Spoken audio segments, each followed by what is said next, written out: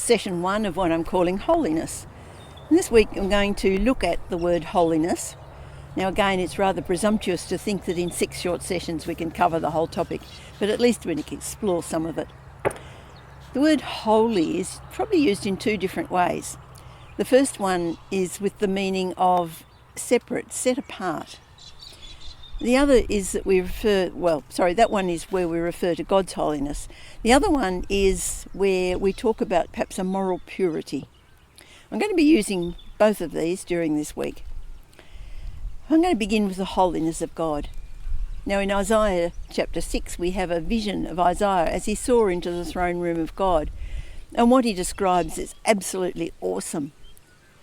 But then he also describes his feeling, and his feeling is, oh dear, I am so dirty, I am so unworthy that I'm going to die.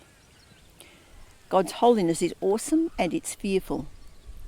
When the Hebrew people were at Mount Sinai, God called Moses up Mount Sinai to make the covenant with the people.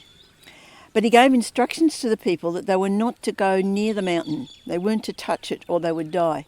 Even an animal that accidentally walked to the mountain would die. The mountain was covered in smoke, and there was the sound of rumbling and a trumpet blast. Exodus 20 verse 18 says this: when the people saw the thunder and lightning and heard the trumpet and saw the mountain in smoke, they trembled with fear. They stayed at a distance and said to Moses, "Speak to us yourself and we will listen, but do not have God speak to us or we will die." A holy God, an awesome God. The people were to learn who God was. The covenant he made at Mount Sinai showed them how he wanted them to live.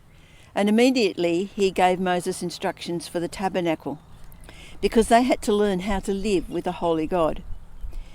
And in building the tabernacle, it shows what you must do to come into the presence of a holy God.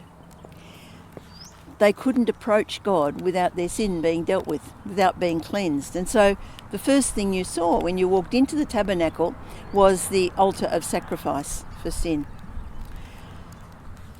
God also established a priesthood, and that priesthood was a special people set apart to be intermediaries between God and the people. And even the high priest could only enter the most holy place of that tabernacle once a year because God's presence is so holy.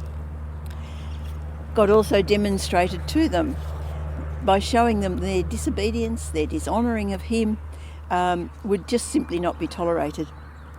And his patience with them was amazing, but there came times when they had simply ignored his warnings time and again, and so he withdrew his protective hand and let them take the consequences, and sometimes they were pretty horrific. The Old Testament is the story of God showing his people just how far removed from them that he was.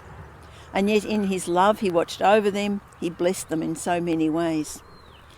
By the time Jesus came, people could see that they needed a saviour. Even the ritual sacrifice, even all the cleansing wouldn't make them fit to enter the presence of a holy God. They could not be holy in their own strength. Only God could make them holy.